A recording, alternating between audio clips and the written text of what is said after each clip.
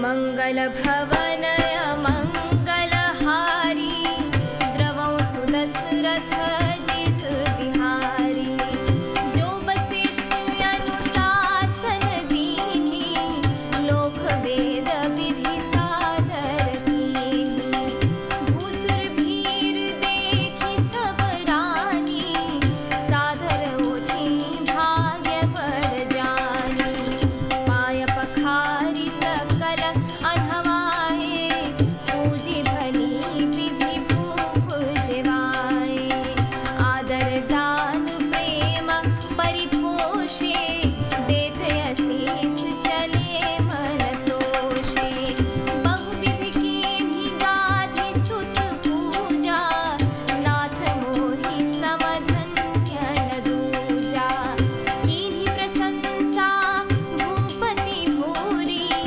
रानी सहित लीन्ही पग दूरी भीतर भवन दीन बरबासु मन जोग मत रिपुर निवासु पूजे गुरुपद कमल बहोरी कीन्ही विनय उर प्रीति न थोरी मंगल भवन या मंगल हारी द्रवौ सुदशरथ जित बिहारी बधुर समेत कुमार सब रानी सहित महीसु पुनि पुनि वंदत गुर चरण देत असीस मुनीसु मंगल भवन या मंगल हारी द्रवौ सुदशरथ जित बिहारी विनय कीन्ही उर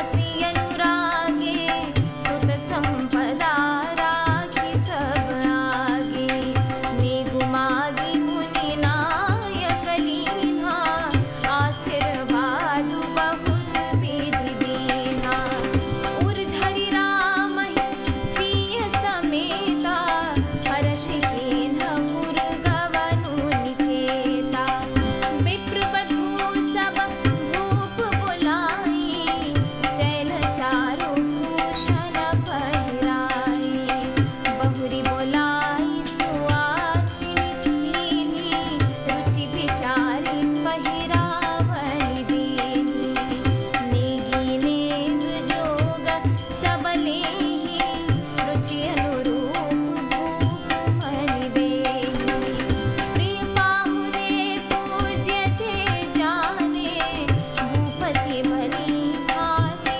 सनमाने देव देखी रघुवीर विबाहु बरषि प्रसून प्रशंसी छाऊ मंगल भवन या मंगल हारी द्रवौ सुदशरथ जित बिहारी चले निसान बजाई सुर निज निज पुर सुख पाई कहत परस पर राम जसु प्रेम न हृदय समाई मंगल भवन या मंगल हारी द्रवौ सुदशरथ जित बिहारी। अर्थात वशिष्ठ जी ने जो आज्ञा दी उसे लोक और वेद की विधि के अनुसार राजा ने आदर पूर्वक किया। ब्राह्मणों की भीड़ देखकर अपना बड़ा भाग्य जानकर सब रानियां आदर के साथ उठीं। चरण धोकर उन्होंने सबको स्नान कराया और राजा ने भली भांति पूजन करके उन्हें भोजन कराया।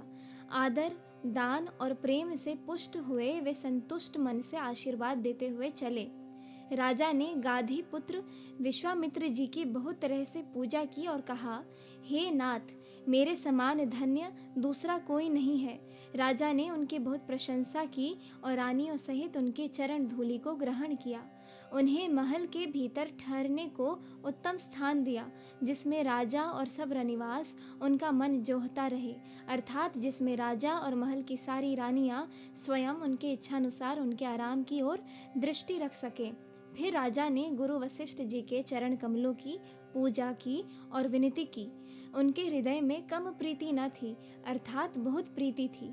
बहुओं सहित सब राजकुमार और सब रानियों समेत राजा बार बार गुरु जी के चरणों की वंदना करते हैं और मुनीश्वर आशीर्वाद देते हैं।